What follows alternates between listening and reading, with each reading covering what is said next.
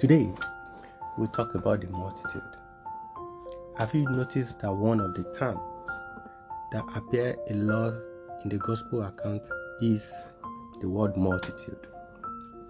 The word comes from a Greek word that means crowd, as well as a tongue, a company, or common people, or the unorganized crowd. It is true that a large crowd gathered to listen to Jesus.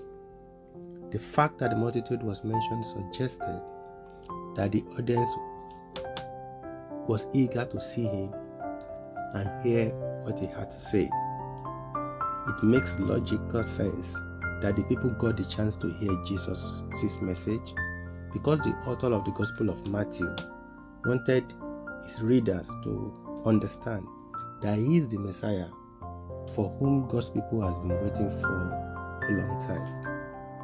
Matthew first mentioned that multitude gathered after stating that his fame spread throughout all Syria in Matthew chapter 4. Why John first mentioned was in reference to the multitude that had gathered at the pool of Bethesda, approximately the second year of Jesus' ministry. So, out of a lot of sick folks, if one had gotten healed miraculously, maybe the rest of them would have shared the story with their relatives and friends. So what can we learn from the multitude that gathered? Although the ministry of Jesus might have started small, it later expanded and attracted crowd from city to city. Today, we still need the gospel going out in the public square, both physically and digitally. 2. We saw from the interaction that Jesus cared about the people that came to listen to him. He cared if they had eaten. He cared and wanted to make sure they have enough stamina to return to their home safely. 3. Jesus still ministered to individuals despite that the crowd surrounded him. Jesus had time for the individual.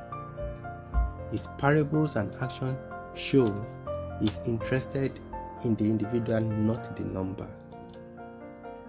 I can imagine that different crowds showed up on different days and at different locations.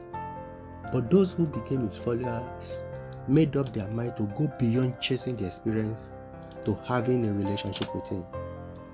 They made up their mind that if that cost them to invest more time with him or make changes in the way they view reality, it is worth the investment.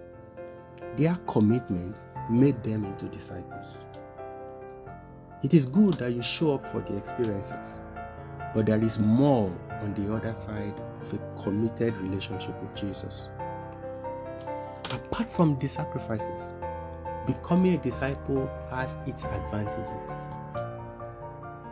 Sure, they were in a position now to ask him questions, seek clarification of some of the things he has said. You also have the opportunity to see what the crowd will not see, because the crowd probably have gone back home to the comfort of their lives. 3.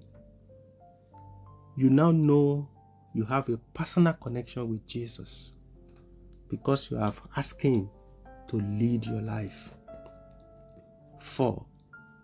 With such a personal connection, Mary and Martha could send for Jesus to come to their rescue when they needed his help desperately.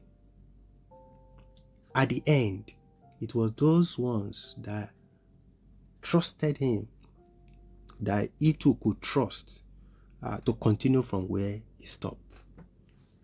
My question to you today is, are you still in the multitude, or have you committed to a relationship with Jesus? God bless you.